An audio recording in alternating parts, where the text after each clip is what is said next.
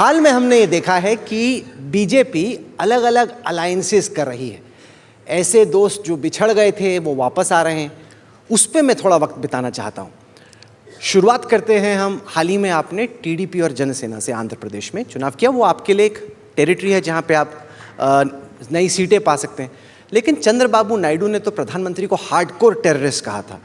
अब उसके बाद आपने अलायंस कर लिया, इसको थोड़ा एक्सप्लेन कीजिए। देखिए, चंद्रबाबू जी को अलायंस से हमने नहीं निकाला था। उन्होंने तय किया था कि हम एनडीए के साथ नहीं रहेंगे, वो उनका फैसला था। हार्डकोर टेररिस्ट कहा नहीं कहा मुझे मालूम नहीं है। अगर कहा होगा फिर जनता के पास गए, चुनाव हारे, अब समझ आ गई, अब हमारे साथ आए हैं, स्वागत है वही सबका।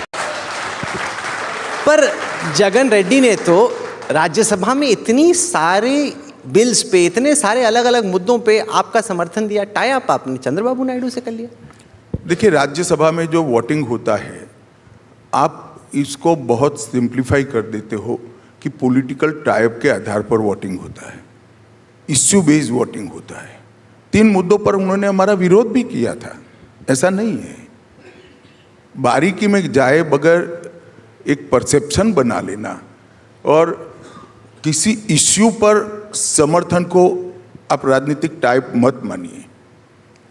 कोई भी पार्टी का अधिकार है कि इश्यू को समझकर, इश्यू नेशनल इंटरेस्ट में है या नहीं है, इसका सोच विचार कर इश्यू पर समर्थन दे या इसकी खिलाफत के।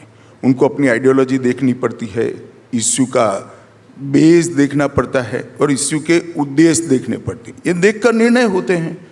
मैं नहीं मानता किसी के समर्थन करने से टाई अप हो जाता है, वरना तो हम उनके साथ ही जाते।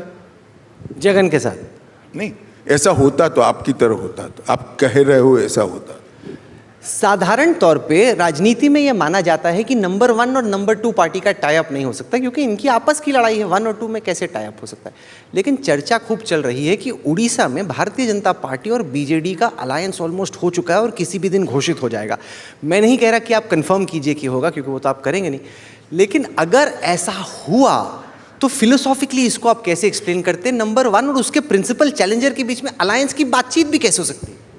देखिए, मैं इस पर इसलिए ज़्यादा प्रकाश नहीं डाल सकता क्योंकि हमारे राष्ट्रीय अध्यक्ष जी ने, हमारे प्रधानमंत्री जी ने अभी तय नहीं किया है कि उड़ीसा में हम कैसे आगे बढ़ेंगे। परंतु मैं इतना कह सकता हूं, जैसे भी आगे बढ़ेंगे, भारतीय जनता पार्टी बहुत अच्छी बढ़ोतरी लोकसभा और विधानसभा में करेगी और हमारी स्थिति में बहुत बड़ा सुधार होगा।